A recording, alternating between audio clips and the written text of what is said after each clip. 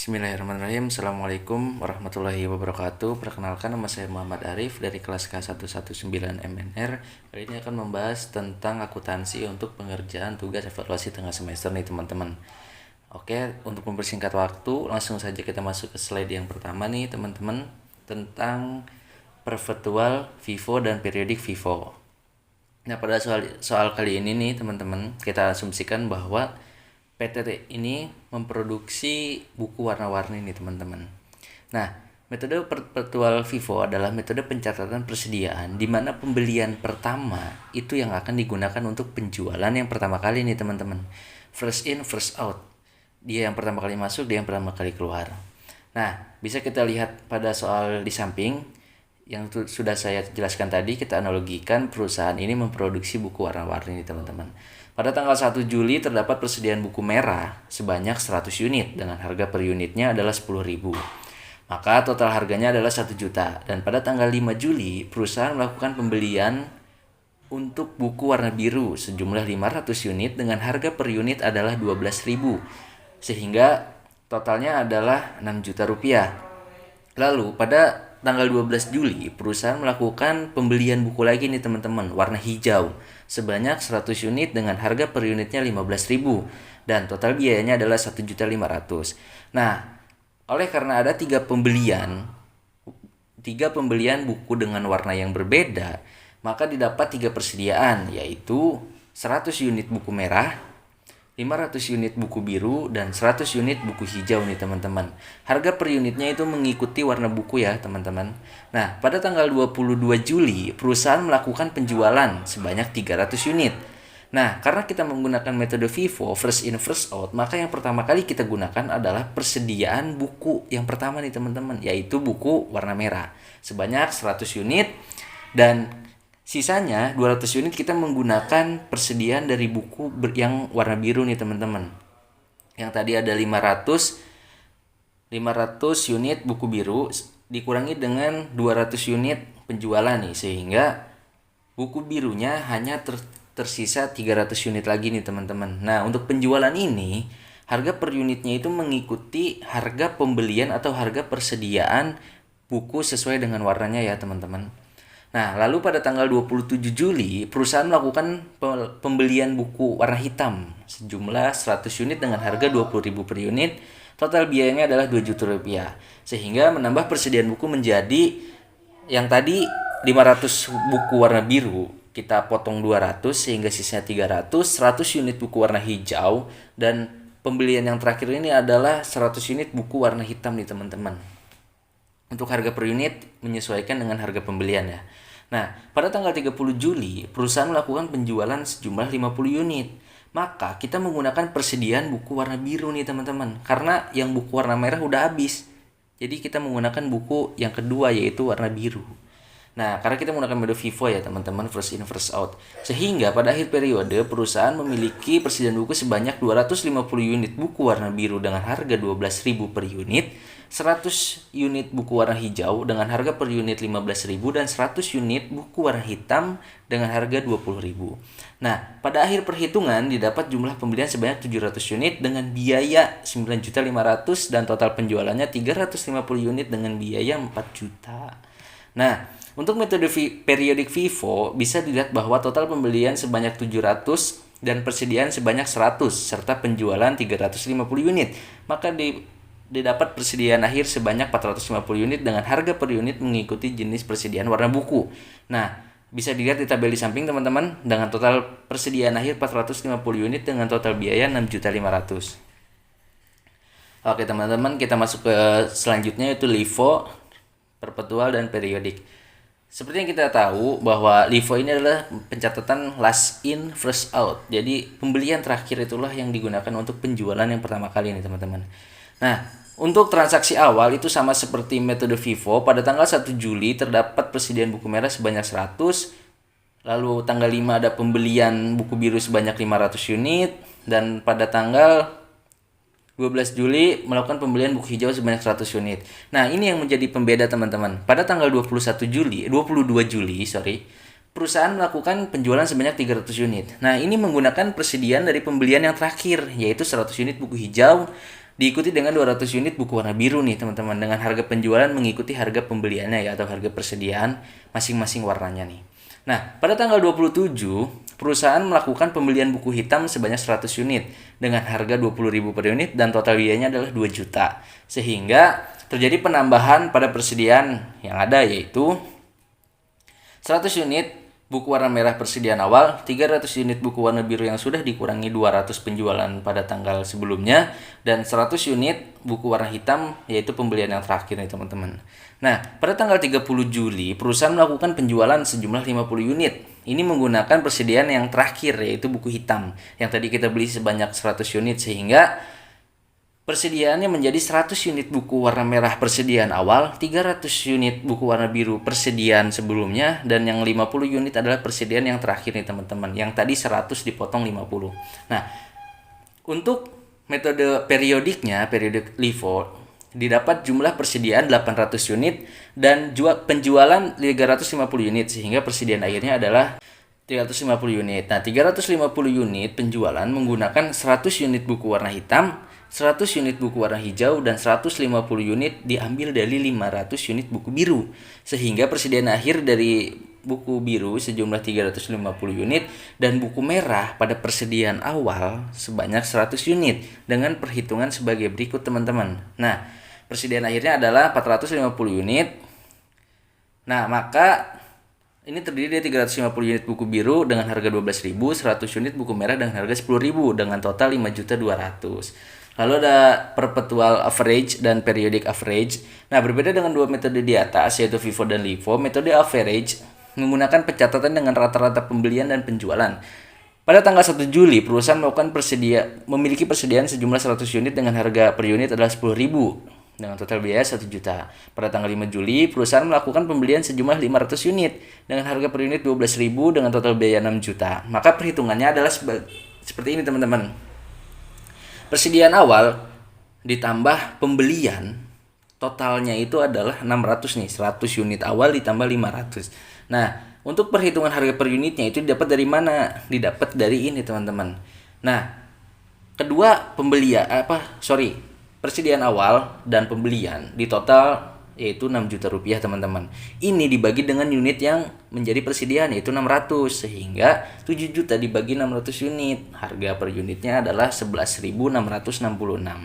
Pada tanggal 12 Juli, perusahaan melakukan pembelian sejumlah 100 unit dengan harga 15.000 per unit dan total harganya adalah 1.500.000. Perhitungannya bisa kita lihat di samping, yaitu 600 unit tambah 100 unit sama dengan 700 unit. Nah, maka harga per unitnya adalah 7 juta dibagi 7 juta ditambah 1.500.000 lalu dibagi 700, sehingga harga per unitnya adalah 12.143 rupiah teman-teman. Pada tanggal 22 Juli perusahaan melakukan penjualan sejumlah 300 unit, maka perhitungannya adalah dengan mengurangi penjumlahan persediaan yang ada. Dengan mengurangi jumlah persediaan yang ada, yaitu 700 unit yang diambil 300 unit dengan harga per unitnya adalah 12.143 rupiah. Maka sisa persediaannya adalah 400 unit. Pada tanggal 27 Juli, perusahaan melakukan pembelian sejumlah 100 unit dengan harga per unit adalah 20.000. Maka perhitungannya seperti transaksi yang sebelumnya, yaitu 400 unit ditambah 100 unit dengan harga per unitnya adalah 13.714. Nah, pada tanggal 30 Juli, perusahaan melakukan penjualan sejumlah 50 unit, maka persediaan akhirnya adalah 450 unit dengan harga per unitnya adalah 13.714. Nah, untuk sistem periodiknya yaitu periodic average seperti ini teman-teman, bisa kita lihat di tabel di samping, yaitu dengan total persediaan akhir adalah 450 unit dikali 13.125 rupiah, sehingga persediaan akhirnya 5.906.250 rupiah. Nah, selanjutnya adalah menghitung HPP nih teman-teman dan laba kotor. Bisa teman-teman lihat sendiri di samping untuk perhitungannya. Untuk menghitung tentang HPP, teman-teman bisa gunakan barang tersedia dikurangi persediaan akhir. Untuk FIFO, HPP-nya adalah 4 juta, LIFO HPP-nya adalah 5.300.000, dan average HPP-nya adalah 4.593.000. Nah, untuk HPP sistem perpetualnya bisa teman-teman lihat di samping seperti dengan sistem periodik. Hanya berbeda di LIFO dan average aja teman-teman. Sehingga HPP penjualannya untuk LIFO 4.900.000 dan untuk average 4.329.000. Nah, lalu kita menghitung laba kotor, di mana perhitungan ini diperoleh dari mengurangi penjualan dengan HPP masing-masing metode pencatatan, baik itu FIFO, LIFO, average. Pada soal sudah dijelaskan bahwa total penjualan adalah 300 unit dikali 25.000 dan 50 unit dikali 30.000. Maka total penjualannya ada 9 juta rupiah. Oleh karena itu perhitungannya adalah seperti di tabel di samping nih teman-teman. Ada penjualan dikurangi HPP. Bisa teman-teman lihat sendiri di samping laba kotornya untuk FIFO itu 5 juta, LIFO 3.700.000, average 4.406.250 rupiah. Dengan untuk laba kotor dengan sistem perpetual, FIFO didapat laba kotor 5 juta rupiah, LIFO didapat laba kotor 4.100.000 rupiah, dan average didapat 4.671 rupiah. Nah, itu baru soal 1 teman-teman. Agak lumayan banyak ya. Kita lanjut ke soal kedua. Yang pertama adalah menghitung rasio biaya pada retail. Pertama kita harus mencari barang tersedia untuk dijual, baik itu biaya maupun retail. Barang tersedia didapat dari menjumlahkan pembelian dengan persediaan awal. Bisa dilihat pada lembar jawaban di samping. Barang tersedia untuk dijual untuk biaya adalah 112.300 US dollar dan untuk retail adalah 145.900 US dollar nih teman-teman. Maka untuk perhitungan rasionya adalah dengan melakukan pembagian antara barang tersedia biaya dengan retail, yaitu 12.300 dibagi 145.900 dengan hasil totalnya adalah 0,7679. Maka jika dipresentasikan menjadi 76,79%. Yang kedua adalah menghitung persediaan akhir retail.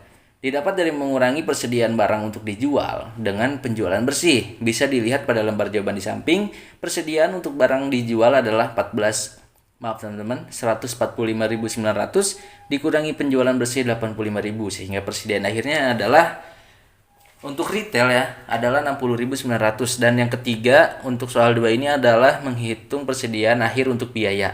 Didapat dari mengalihkan persediaan retail dengan persentase rasio biaya pada retail sehingga mendapat angka 60.900 dikalikan dengan 76,79% dengan hasil total adalah 46.875 US dollar.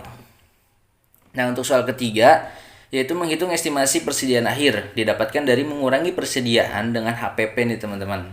Bisa dilihat pada lembar jawaban di samping bahwa persediaan akhir sejumlah 150.000 US dollar didapatkan dari menjumlahkan persediaan awal sejumlah 53.000 US dollar dengan pembelian sejumlah 97.000 US dollar. Lalu HPP estimasi sejumlah 119.600 US dollar didapat dari mengurangi penjualan bersih sejumlah 184.000 US dollar dengan estimasi laba kotor yaitu 64.400. Maka total estimasi persediaan adalah dengan mengurangi persediaan akhir dengan estimasi HPP, maka didapat angka 30.400 US dollar. Untuk soal terakhir yaitu soal 4. Pertama adalah menghitung perputaran persediaan. Bisa dilihat pada lembar jawaban di samping. Perputaran persediaan didapat dari membagi harga pokok penjualan dengan rata-rata penjualan persediaan awal dan akhir. Pertama adalah dengan menjumlahkan pembelian awal dan akhir untuk Morgan Ltd dan didapat total persediaan yaitu 2.675.533 rupiah. Dan untuk Raise Ltd didapat total persediaan 1.486.986.000 rupiah. Selanjutnya menghitung rata-rata nih dari persediaan awal dan persediaan akhir yaitu dengan membagi kedua persediaan tersebut. Untuk Morgan Ltd didapat rata-rata sejumlah 1.337.766.500 rupiah dan untuk Raise Ltd didapat rata-rata sejumlah 744.930.000 rupiah. Langkah terakhirnya adalah melakukan penghitungan perputaran persediaan dengan melakukan pembagian antara HPP dengan rata-rata persediaan. Untuk Morgan Ltd didapat angka 9,25 kali perputaran dan untuk Raise Ltd sebanyak 5,74 kali perputaran. Nah, yang kedua ini, poin kedua dari soal keempat adalah menghitung rata-rata periode penjualan didapatkan dari melakukan perhitungan rata-rata HPP harian dengan cara membagi HPP dengan 365 hari nih teman-teman. Untuk Morgan LTD didapat angka 33.937.100 sorry teman-teman. 33.937.172 rupiah dan Raise LTD dapat angka 23.389.468 rupiah. Selanjutnya untuk melakukan perhitungan rata-rata periode penjualan yaitu dengan cara melakukan pembagian rata-rata HPP harian dengan persediaan akhir, maka didapat angka untuk Morgan LTD sejumlah 35 hari dan Raise LTD sejumlah 28,84 hari. Karena ini hari teman-teman, maka dibulatkan menjadi 29 hari. Nah, untuk 4 soal sudah dijelaskan. Mohon maaf atas kesalahannya atau ada salah-salah kata. Kurang lebihnya mohon maaf. Wassalamualaikum warahmatullahi wabarakatuh.